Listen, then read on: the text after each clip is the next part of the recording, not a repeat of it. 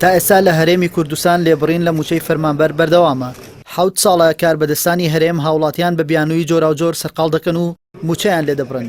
یەکێک لە بیانۆکانی بڕینی موچە و سیستمی پاشەکەوت نەناردنی بەشە بودجێ لەلایەن بەغداوە بێ ئەوەی بۆ هاوڵاتیان ڕوون بکرێتەوە سیاسەتی کورتبینانەی ئابووری سەربەخۆ و گرێبەستی ناشفاف و نازانستی لەگەڵ کۆمپانیاکان کە سەروەت و سامانی هەرێمی کوردستانیان تاڵان کردووە هۆکاری سەرەکی قەیرانەکەن.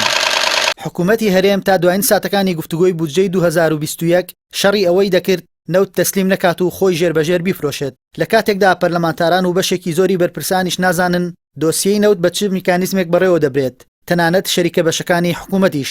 یەکێکی دیکە لە بیانۆکانی حکوومەتی هەرێم بۆ بڕینی موچە لە فەرمانبەران شەڕی داعش بوو کە سەرباری هاوکارێ نەودەوڵەتیەکان و پشتیوانی دارایی و لۆجستی هەرێم، بەڵام حکوومەتی هەرێم کردیە بیانوێک بۆ سیستمی پاشەکەوت و دواخستنی موچەی فەرمانبەرانی کوردستان.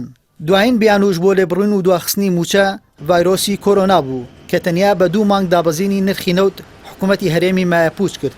لە کاتێکدا ڤایرۆسی کۆرۆنا لەگەڵ ئەوەی لەدەیان وڵات لە هەرێمی کوردستان زۆر قورستر بڵاو بووە، بەڵام نەبووە هۆی پەکخستنی سیستمی موچە و چاوتێبڕینی حکوومەت بۆ موچە و مافی فەرمانبەرانی کەرتی گشتی.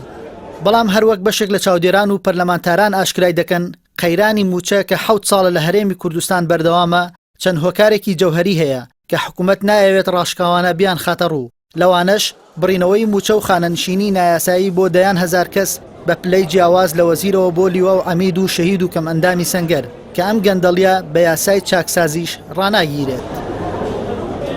لەلایەکی دیکەوە سەرباری بەرزبوونەوەی نرخی نەوت و بەرزبوونەوەی بەهای دۆلار بەرامبەر دینار کە قازانجەکەی بۆ حکوومەت و بارگرانەکەی بۆ سەرشانی خەڵکە، هەروەها سەرباری زیادبوونی داهاتی ناوخۆ و داوای ڕێکەوتنیش لەگەڵ بەغدا لەسەر بودجە، بەڵام تا ئێستاش بە لێبڕینەوە موچە دابەش دەکرێت. بە بڕوای عەلی حەمە ساڵح پەرلەمانتاری کوردستان کێشە گەورەکە بوونی تاڵانیە لە سامانی نەوتی کوردستاندا کە بەهۆی گەندەڵی و گرێبەستی خراپ حکوومەتی هەرێم لە فرۆشتنی بەرمیلێک نەوت تەنیا 19 دۆلاری بۆ دەمێنێتەوە.